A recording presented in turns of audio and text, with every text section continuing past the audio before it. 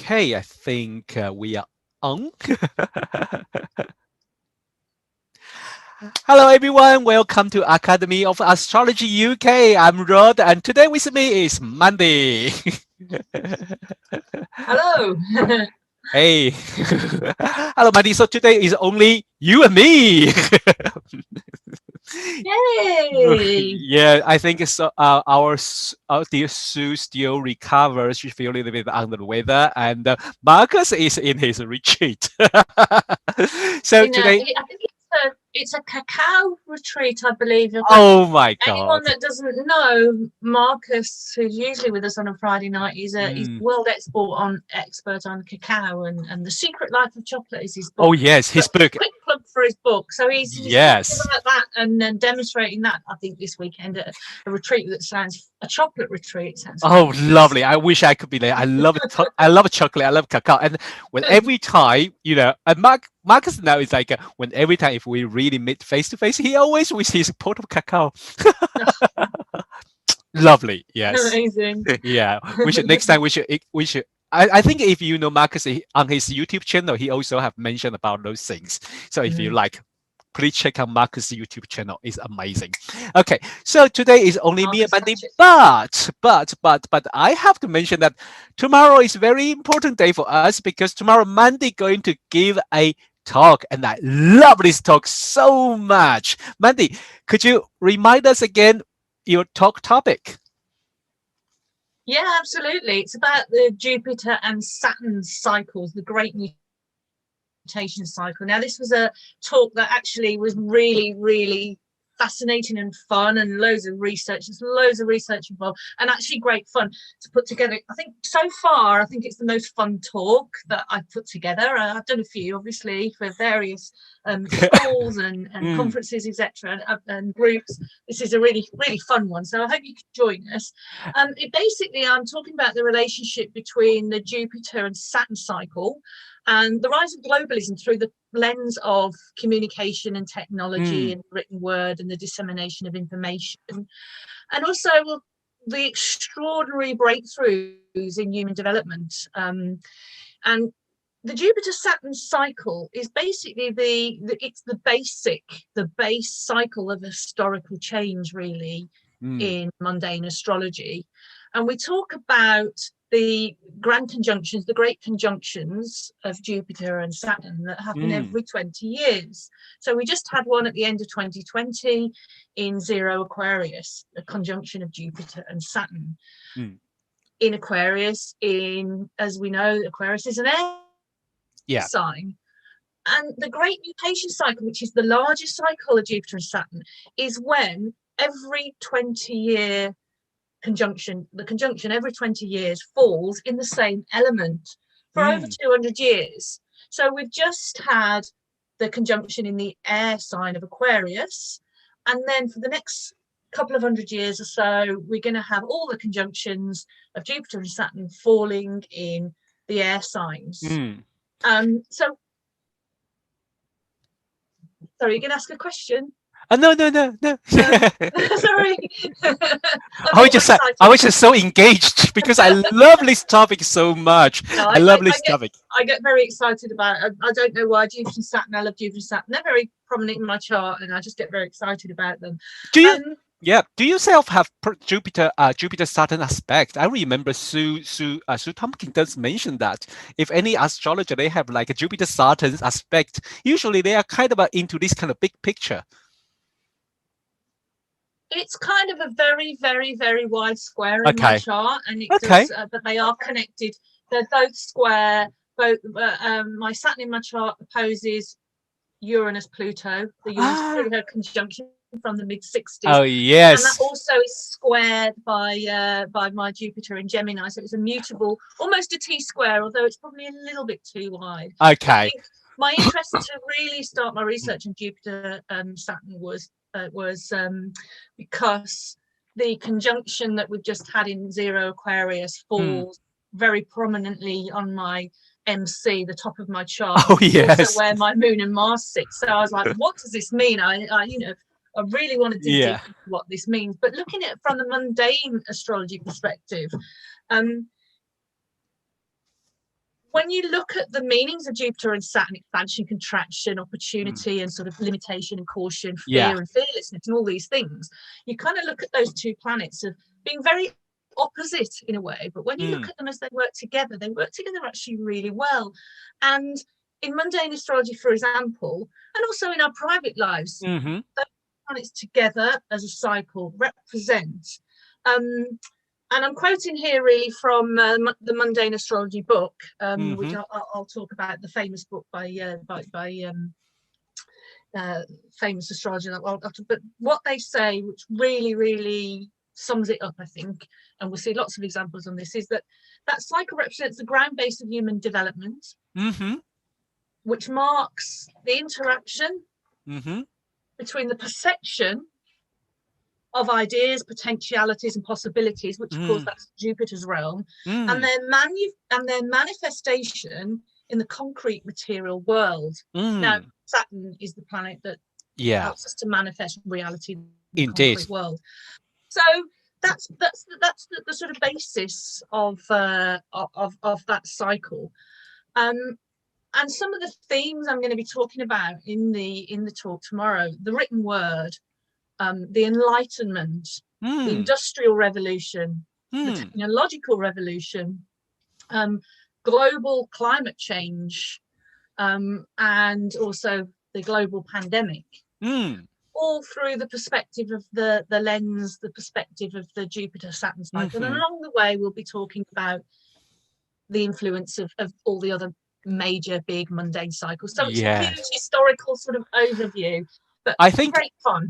Yeah, I think this is very interesting, but also we can also go back to the very simple astrology. Very, very simple is element. Yes. Because this kind of great mutation that's every 200 or 240 years, same element. It helps us, like human life, focus on one particular area of the civilization. Like for last 200 years, it's earthy flavor. So people are very, very working very hard and very down to earth, and but we focus on material, all these kind of things. But that means when we switch to air sign, there is a huge shift now, because these two elements, well, there is a little bit similar, but it's kind of a, there is a big difference between this air and the earth. Absolutely. And one of you're quite right, economically, but also geologically, because during the 200 plus year series of grand conjunctions, the Earth mutation was when we really pillaged the earth of coal and oil. Yeah, exactly. The Industrial Revolution, and now we're seeing what that means and how we need to remedy that, and how now energy now is more and more. We need to find other ways of generating energy, such as wind power. So that's air. So there's some very kind of literal analogies. I mean, another quick one. I don't want to give too much away, but another quick one is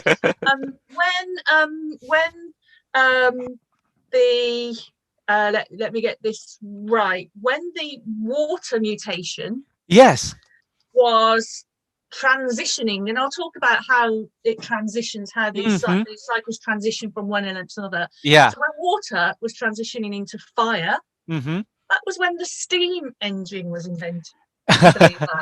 Wow. Steam engine. Yes. Nice. So, I mean, it's really cool. It's really cool. So that's just a few little examples of many, and I just wanted to give everyone a little bit of a taste. So it's tomorrow.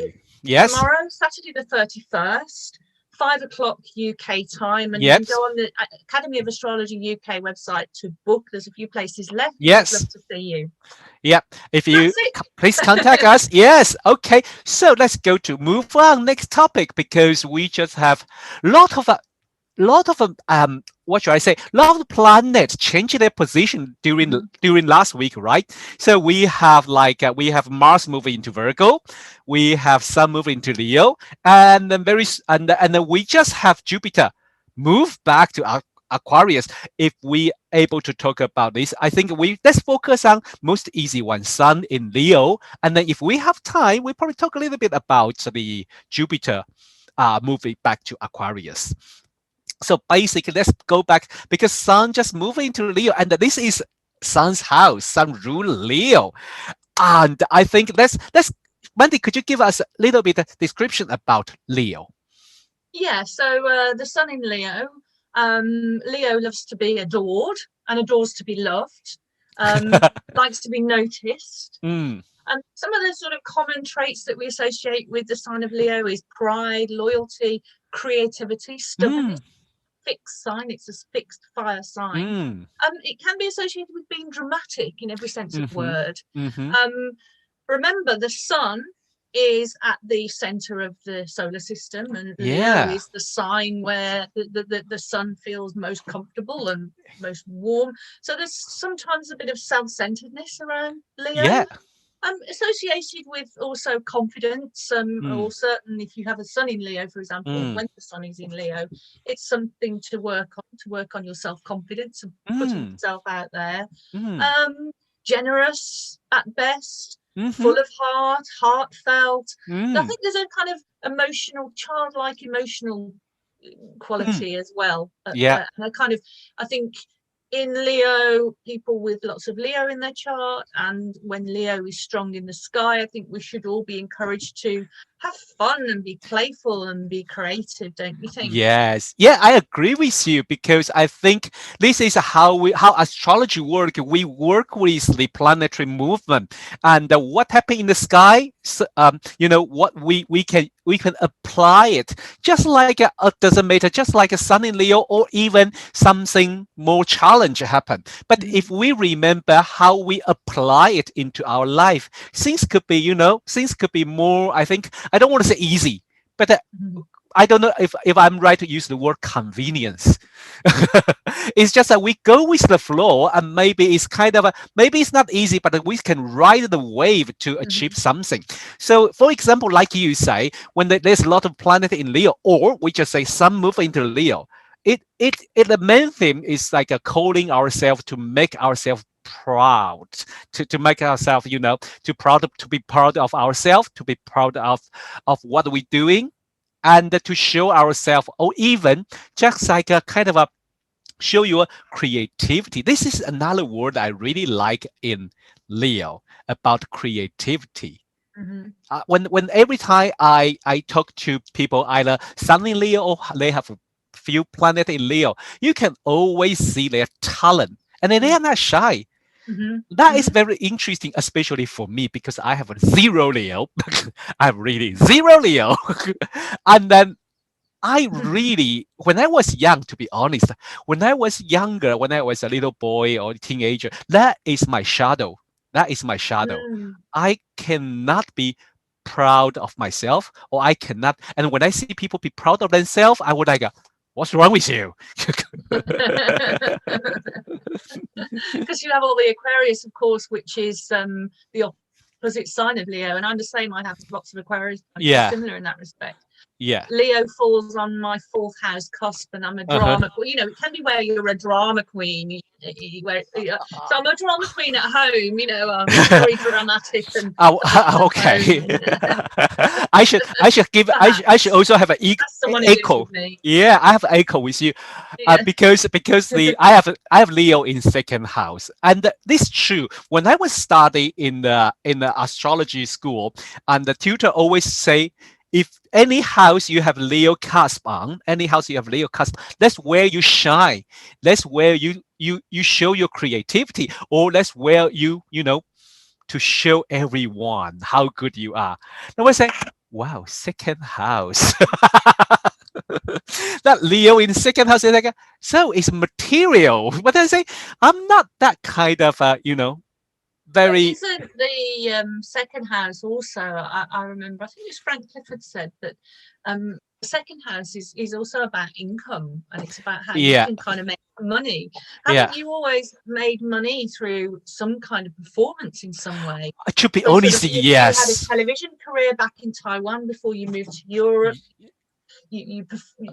even Yeah. within astrology talks and teaching is a performance as well, don't you? I 100% agree with you. I 100% agree with you. Yes. Yes, this, I think the performance or TV, yes, I do have, used to appear on TV and working with like a very solar activity. Yes, indeed. That was like a sun in my second house. So yes, yeah, that's very interesting. So remember, not only Sun in Leo, any house cast where you have Leo, you can use it, you can apply it to be shy, to be proud of yourself, make yourself proud. I think this is the major theme of the Sun in Leo this month. Go to find which area of your life to make yourself proud. Yeah. Yeah, exactly. Mm. I've got another thing to say about Leo, actually. It was a Mm. few years ago, there was an article in the Mountain Astrologer magazine Mm-hmm. by an astrologer. I think her name was Mole Frothingham, I think was the name. And it was Mm-hmm. a few years ago, and I just remembered some of the things that she said. And she called this article The Offstage Leo, which is Off-stage Leo. the offstage Leo. And she said that, and this actually fits with a lot of Leo people that I've known, strong Mm-hmm. people, strong Leo that I know and have known. Mm. And she says in that Leo types, and this also relates to having the sun in Leo, something to think about that balance, Mm-hmm. need regular downtime to recharge their creative batteries. Okay. Interesting. And that too much time in the spotlight can be blinding. You know, everyone can see you, but when the Yeah. spotlight's on you, you can't see everyone else. So you need to often, some Leos, they need to, I know a lot of Leos who have got that dramatic, they can perform, they're out there, they get noticed, but they live on, they prefer to live on their own because they kind of need that space, which would be interesting. Mm. And I think perhaps this is something to think about when we have the Leo new moon on the 8th of August.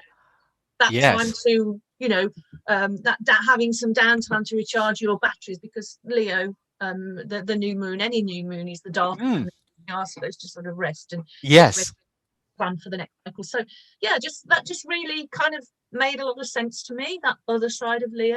Because you meet a lot of shy pussycats along the way as well. When yeah, what they really need to do, like to step back a little bit to recharge. I think not everyone can do like 24 hours living on that. They probably can make you has an impression about I'm full on 24 hours 7, and that is kind of wow. How can you do that?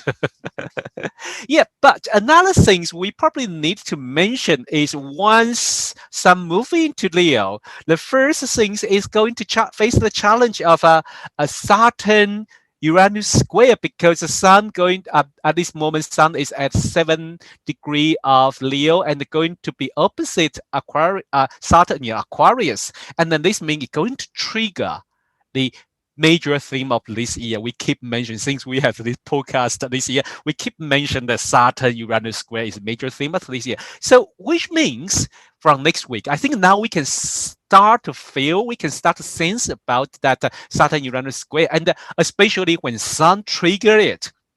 Sun is shine, Sun is, we see it. The spotlight is really on the Saturn Uranus square now. So what do you think? What kind of flavor we will experience during this Sun trigger, the Saturn Uranus square? Well, I think the Saturn Uranus square has a lot of things to say about tradition versus innovation, the old versus the new, the status quo versus disrupting the status quo. And I don't know whether you kind of seen a lot of the debates. You only put the news on, and you put the news on, you see all these debates about collective responsibility, which is, you know, associated with Aquarius.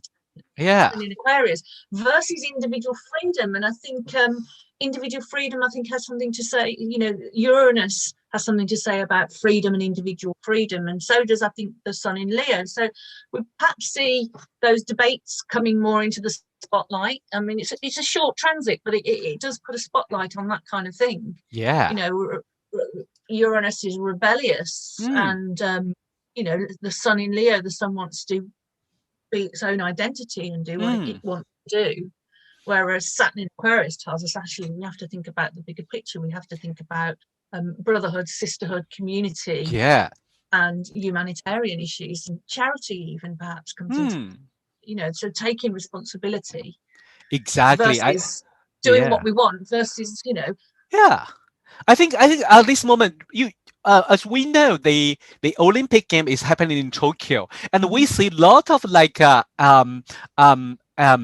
sport. They are doing their exercise. They compete each other. This is also very, I think, very Sunny Leo theme. But I think that one particular event is the U.S. gymnastic lady. She was just like say, I withdraw from the competition because I think I am not ready for that. And I think she is more care about her, mental health and her situation. And well, I think it is very interesting. You can see the different, let's say, opinion. I mean, yeah, you are entitled to have your opinion, but you can see people are more care about, the health of the whole, and the people are not really judge other people by their performance. Also respect her as a person. Yeah, exactly. Which I think is absolutely wonderful. I think it's a very brave thing that she's done. It's the right thing for her.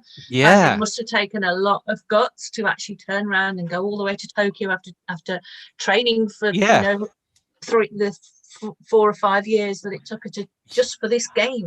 I and agree. You've got to really respect that, and I think it brings it into the public arena that actually sport is all about sort of that it's as much mental as it is physical. Yeah. And also another thing that I thought about while you were talking as well about the individual, it's generally, there are some team sports, but generally it's an individual that stands there with their gold, silver and bronze. Well, we talk about each country as a team. You've got that team. Yes. And they all support each other, and I think that's what's really special about the Olympic Games. It is about the team, different country team. Yeah. Also, we just mentioned about just a couple of days, I think it was 2 days ago, Jupiter moved, step back, retrograde, step back to Aquarius. Hello, Aquarius. So we can maybe start to sense their wind change the direction. So that's what's the difference between I think people maybe is going to feel that difference, because when Jupiter in Pisces, there is a little bit of fluffy, dreamy, and maybe like idealism, maybe it's like perfection, or maybe the world could be better. Suddenly, when the Jupiter move back to Aquarius, hey mate, it's not like this. So what's the difference between these two? How for you? It's different energies, isn't it? Obviously, it's still Jupiter, so it's still about optimism and faith and belief, etc. But when it goes into Aquarius, back into Aquarius, when it's in Aquarius, it's more intellectual, it's less emotional, perhaps you could say, Jupiter expression, much more about independence rather than interdependence. It's about independence. And the faith and beliefs perhaps with the Aquarius Jupiter is potentially could be more unorthodox or eccentric. And the idea of trust, I think having faith and trust is very Jupiterian, and perhaps that trust is more communal. We're invited to have that trust as something more communal and less just personal. Tolerance, perhaps it invites us to be tolerant of other people. And then confidence also is a thing that comes with Jupiter, and I think with Aquarius it comes from having knowledge, and I think having independent thought. And I think if we talk about Jupiter in Pisces, it's a more natural sign, isn't it, for Jupiter? If Marcus was here tonight, who's a traditional astrologer, he would tell us it's where it's in its domicile, where it can flow more easily. And you said it really, didn't you, Rod? Idealistic, compassionate, sympathetic, sensitive, spiritual faith, even perhaps grace, and open to the more spiritual and more trusting, perhaps less kind of questioning and more trusting when it's in Pisces. Yes, because I think the big difference, as you say, the big difference between the Jupiter in Pisces and Jupiter in Aquarius. The first, Jupiter in Pisces, that's it, that's Jupiter's house, that's Jupiter's home. So it's like a cozy, more cozy. So when you trust, it comes from nature. You Mm, never doubt it. But when you move to Aquarius, it's not really. It's just I ask you to, is that rational? Think mhm, again, and it's kind of more little bit more spectacle. I don't know. Is that kind of a? Is that true for Aquarius? It's always like we doubt a little bit more. You know, mhm, so when these two Jupiter, as you say, Jupiter still very kind of a generous. Jupiter is still kind of a related to trust, but we have different approach when Jupiter moved back to Aquarius. Maybe ask us to think again, think a little bit more, and maybe try to examine things because with this kind of a Saturn flavor, the traditional ruler of Aquarius is Saturn. So try to look at, try to see the truth and the fact rather than like, yep, mhm. what I believe what you say, and that's it. Yeah, I guess it's like Jupiter in Aquarius. Someone says to Jupiter in Aquarius, "This is the truth," and Jupiter in Aquarius might say, "Well, prove it then." You know. I think so. Whereas Yeah. Jupiter in Pisces, well, this is my truth. This is how Yep. it feels. This feels right for me, and this is my truth. Yeah. Yeah. Oh, yes. Scientific and more spiritual, I suppose. Versus, And also I think you describe the major theme of the Pisces as a mutable sign. mm, They can also kind of I don't like inclusive rather than say tolerance. They can be inclusive about different opinion or mm, different truths. Oh, that's your truth, fine, and that's my truth. But rather than kind of there's only one truth. I think the multiple sign are more embrace different idea and say this okay. You have different view. Fine, I'm fine with that. I think it's important, isn't it? I think it's important for society to be able to tolerate different views, even if we don't necessarily agree. Yeah. Where I think Jupiter in Pisces is perhaps more easily tolerant of different views and different Mm. ideas, whereas as we've said, Jupiter in Aquarius is more like, okay, well, let's really examine this. It's Yes. a fixed sign as well, don't forget, so it can be kind of Oh fixed in yes. dogma. I think dogma is perhaps more associated with Jupiter in Aquarius than Jupiter in Pisces. Wow, I like that. I like the idea. Yes, it's more like a dogma things. So but I think Jupiter will stay in Aquarius for next should say 5 months until the end of December, and it will move into Pisces again. That's the time we're going to embrace. We're going to really open again. I think this year we are kind of like a backward forward to learn, not to adopt new time. Because from what I believe is a Jupiter Saturn conjunction in Aquarius last year, leading us to the whole new different place. Or should I say gradually, maybe? And we are learning, especially this Saturn Uranus square. We are learning to how to blend two things together, past and the future, the practical life and the everyday life with our vision to to to Mhm. to put them all together. So it's not easy, right? Because we all feel a little bit exhausted at this moment. Yeah, perfectly put, Rod. Yeah, Yeah. totally perfectly put. It's a bit of a because this Jupiter Saturn conjunction in Aquarius is the start of a new 20-year cycle for those. Yeah. It's also that, as I said, and we'll talk about it tomorrow, they're settling Yeah. into air. So it's a whole kind of new era, new epoch. Mm. You could even go so far as to about it as a reset, for example, for Mm. society. And again, I'll go into a lot more about that and Yeah. my on that and a few examples tomorrow. So Yeah, yeah, yeah, we I again really will like that because excited really. yeah, during the pandemic, I think because as astrologer, you will have a lot of clients come to ask their frustration, their challenge they face, and the most question being asked is, when are we going back to normal? I will have my Aquarian cheeky smile and then say, No, darling, I don't think we are going back. Mm. Because we can see this Jupiter Saturn conjunction in Aquarius leading another 200-year different flavor from previous 200 years. So we are learning, we are stepping into different epoch, different time. That's why I think tomorrow's talk is super important. If you have challenged to adopt your life, if you want to know how to adopt the new normal, let's say, new future, tomorrow's talk, you must have listened, because that's and I say it's super interesting when I hear what Mandi going to talk. I say, oh yes, great. So don't forget tomorrow, 31st July, 5 p.m. Okay, UK time. If you contact us for the enrollment, we still have a few space for you. Okay. And recordings are available if you can't make the talk. Oh live. yes. Oh, I forget that. Is that right? Am I right? Yeah, exactly. Yes, exactly. exactly. Right. Yes, exactly. Perfect. Well, perfect. Well, yeah.